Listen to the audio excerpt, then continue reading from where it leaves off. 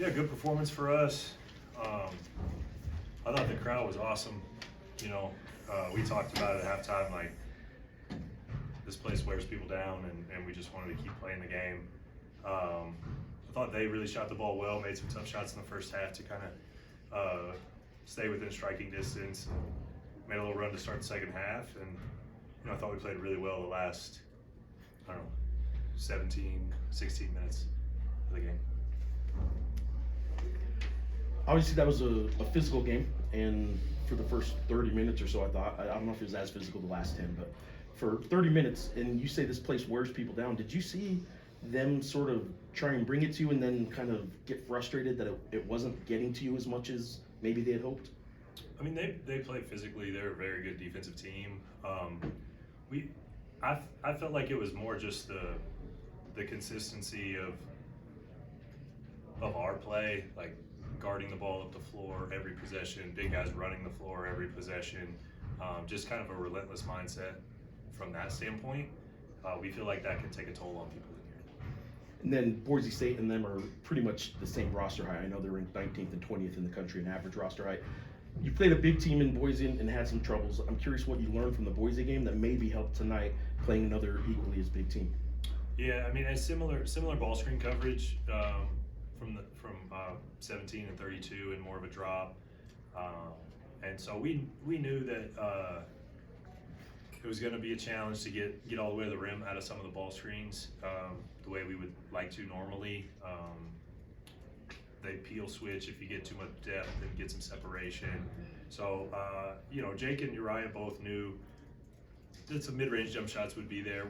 We're not always hunting those as early in the clock, but we wanted those guys to be aggressive, and specifically Jake getting off to a good start. Uriah hit a few.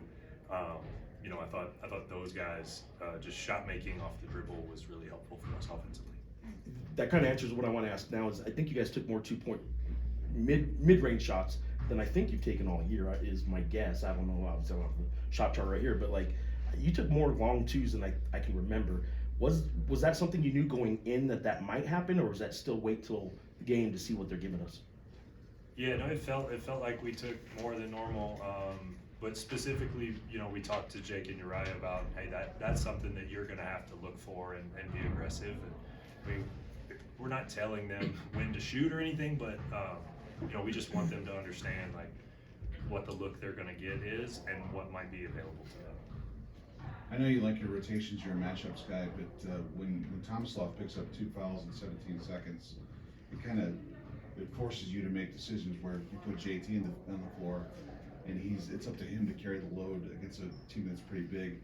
Just talk about the impact JT had in the game without picking up fouls and so on. Yeah, I thought he did a great job. He continues to get better. He impacted us in a real positive way tonight. Blocked 4 shots.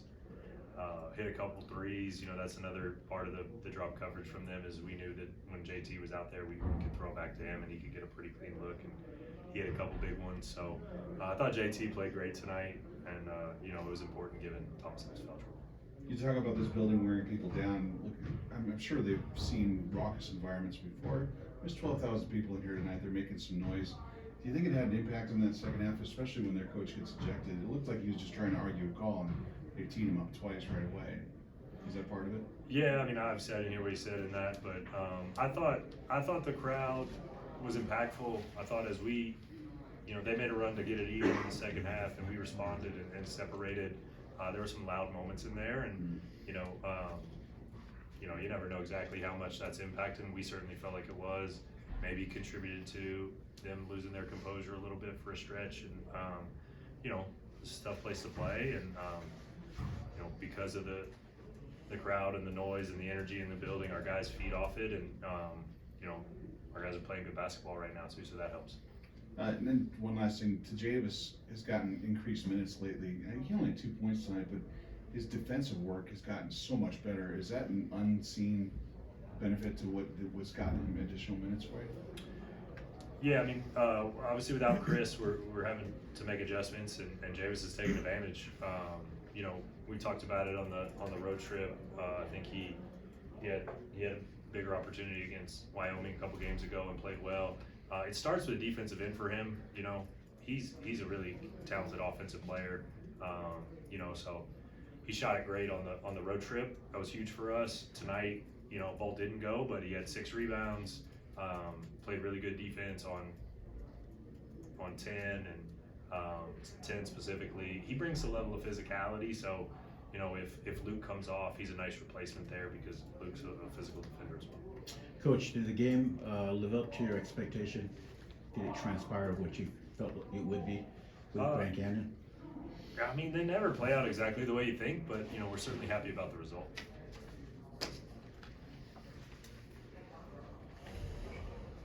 Hey, Coach, you talked about the challenges you thought scoring at the basket, given their length, but you guys shoot 24 free throws in the second half. Can you talk about how you guys got to the line?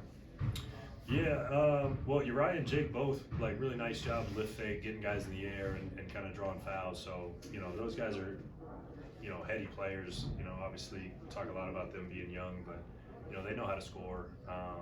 So I thought those guys did a nice job. And, you know, I thought in the second half we got more depth on drive. We got a little more rotation. Couple that didn't go, we got back in a crowd, a little stronger with the ball. We talked about that at halftime. Like, we felt like we could have been a little stronger around the rim in the first half. We had a couple, you know, turnovers and ones we didn't really handle or finish. And I thought guys did a little better job in the second half. It was 40-40 early in the second half, and then your defense really just anchored in. Grand Canyon shoots 29% from the field in the second half. Can you just talk about your team's defense? Yeah, I thought they were great tonight. Didn't feel like they were getting a lot of clean looks. I thought we did a nice job protecting the paint. I mean, 20 in the paint's pretty good. They only had 8 in the paint in the first half. Again, I thought they shot the ball well. They made some shots that, from our perspective, we feel like we can live with. Obviously, you know, they have capable guys, and a little worried about them getting going 10 and 2 specifically off the dribble. But that's part of the wearing them down process. Like, I do think shot making gets more difficult with fatigue, and you know, we just wanted to continue to force the right shots and try not to overreact to some of their shot making. Grand Canyon scores at the end of the half with 4-point-something seconds. You call timeout. Is that what the look that you wanted? Your eye got a pretty good look. It was deep, but was able to hit. Thought that was a pretty big 3 to end the half. Yeah, that was a big shot. I mean, Moore hit a tough shot, you know, and so that was a little deflating, and so it was nice to kind of get the juice back with that one. We wanted, yeah, just trying to get it in Uriah or DA's hands. We weren't, you know, being too choosy in that one. Landed on Uriah. We thought maybe we could kind of get a little pitch back to Jake for a deep one, but Uriah got a little separation, so he just shot it. And from last 3 games, you guys have been great. 39% against Colorado State, 39% against Air Force, 50% tonight. Anything different, getting better looks? No, it's just the variance that comes with shooting. Coach, obviously San Diego State was not your school, but I mean, you spent a significant amount of time in that city. You do have a couple of players who are from the area or played with you at UCSD. Can you just talk about the emotions heading into this Saturday's game? Yeah, I don't, for me, like, San Diego isn't part of it. Like, the location doesn't matter. We're excited to play a really good basketball team. It's a great opportunity for us. They're undefeated. I mean, I know they haven't won between now and then, but they're undefeated in the conference. They're ahead of us. It's a quad 1 opportunity. They're a fantastic program. Ton of respect for Coach Dutcher and that staff. You know, so, I mean, we could play them anywhere. I think everybody would be excited about that opportunity. Now, I know you kind of touched on it earlier, but just you haven't exactly played the teams at the top of the standings in the Mountain West, but just, and you spoke on, you know, it's a quad 1 opportunity, all that stuff, but how much you kind of are looking at Saturday's game as like, hey, this is one that we really want to like measure ourselves up against?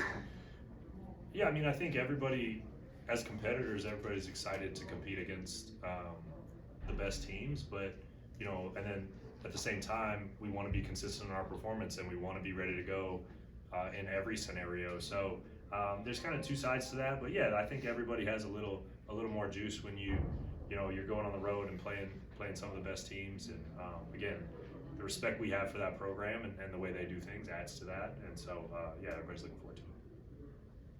Coach Jake putting up 23 straight games. How have you seen him grow and you know, over the season? And you know, have you seen him kind of get into his groove? How important is he as a scorer for your team? Yeah, I mean, he does a great job scoring the basketball. He does it in a variety of ways. I think the majority of his growth is on the defensive end. He's playing really good defense right now. He's executing schemes. He's guarding the ball. He missed a couple blockouts in this one, but he had been rebounding the ball well. He had 7 in the last one. You know, I think like the scoring part is kind of natural for him, and I think his growth defensively is what's really been impactful for our team. And do you, when you evaluate him or any other players, you ever look at like what year they are? Obviously, he's a freshman putting up these type of numbers and also growing. Is that something that ever crosses your mind where it's like, hey, the potential sky's the limit with a player like him or even Uriah? No, we're pretty focused on what we need to do in the next competition, and the off season is more about development and those kind of things. So just trying to help them play good basketball, try to get them in the right positions, you know, try to set those guys up for success. And you know, I think their teammates are doing a great job too of understanding what they're capable of, how they score. You know, like if Jake's open, guys are looking for him. I think guys are setting good screens for him, and Uriah too. You know, so I think some of the more experienced guys on the team, their play is helping those guys play at a high level as younger players. You guys are still undefeated at home. What are you doing to keep the magic alive? Is there any like superstitions you have about maybe, I don't know, same pair of socks, same thing for breakfast, game day? I mean, we're pretty routine, but I don't know that there's anything that I would say qualifies for that. The JT, one more on JT. His emergence, he doesn't seem to ever try and do too much, and he was saying you guys kind of harp on him to just keep it simple. Is that what we see when he goes up and dunks it? He doesn't try and ever lay it in or go soft with it. He just kind of keeping it simple. Is that something he was doing when he first got here? I think, yeah, no, I mean, he's really improved, and a big part of his improvement is really understanding what are the most important things for him to do and how he can best impact our team in a positive way.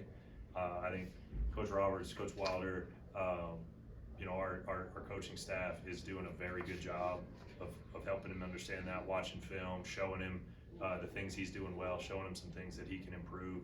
But yeah, we've been talking to him from the beginning, if you keep it simple, if you focus on just a couple things, you can create a role for yourself, you can create some positive impact on our team. And then as that happens, there'll be opportunities to do more and more. You see that a little bit with, you know, drop coverage, ball lands on him, hits a couple big shots. You know, he's capable of doing that. Block 4 shots because he's in the right place, he's in front of the ball, you know. So credit to JT for continuing to work, and you know, assistant coaches for helping him get better. And then I just wanted to ask if you had any comments on them not having 1-6-0 run in the game. I mean, that sample size is getting bigger, so maybe there is something there. Thank you, Coach. Thanks, Coach.